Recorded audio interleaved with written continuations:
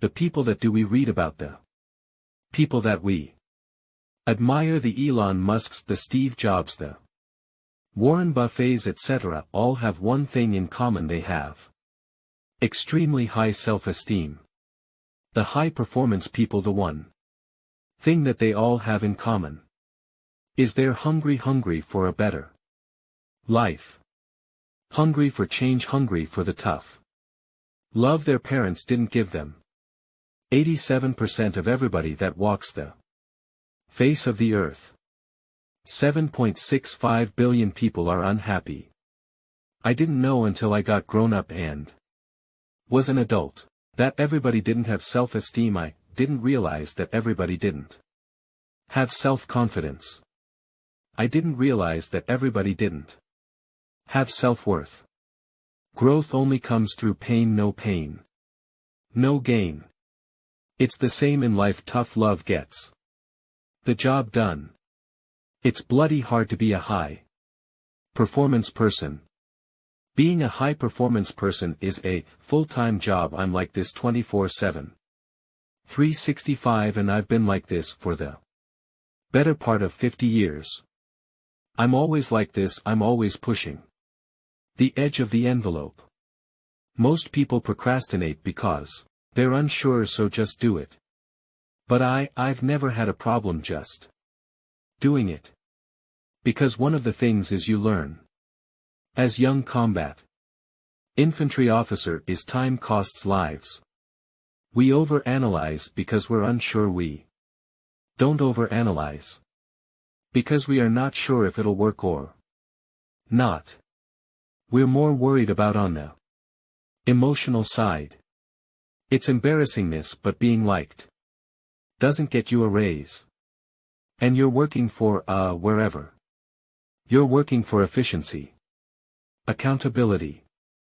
If you want 1 million, you'll make 1 million, not 1,000,005. If you want 10 million, 100 million, and you'll never exceed that.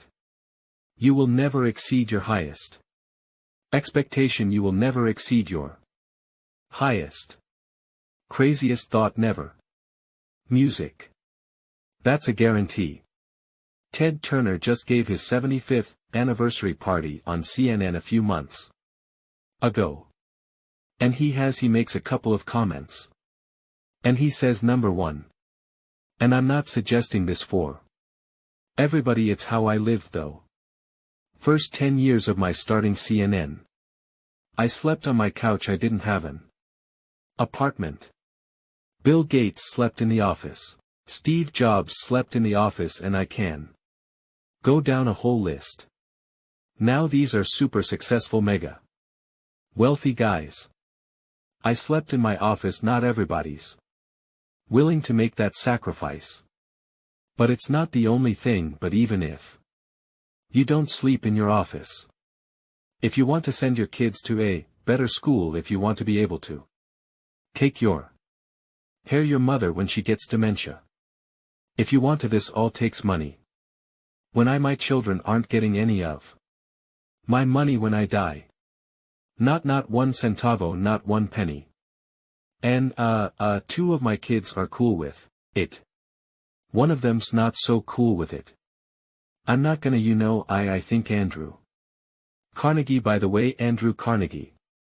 Arguably the richest, most successful entrepreneur of all time. He said that the best thing that you can have for a child is him to be born into poverty.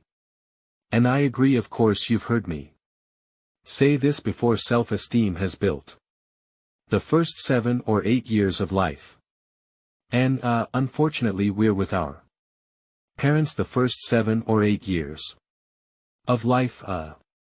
Ergo, we don't have too much high self-esteem, but to build high self-esteem, and the way you build high self-esteem, if you're 25, 35 or 45, is to surround yourself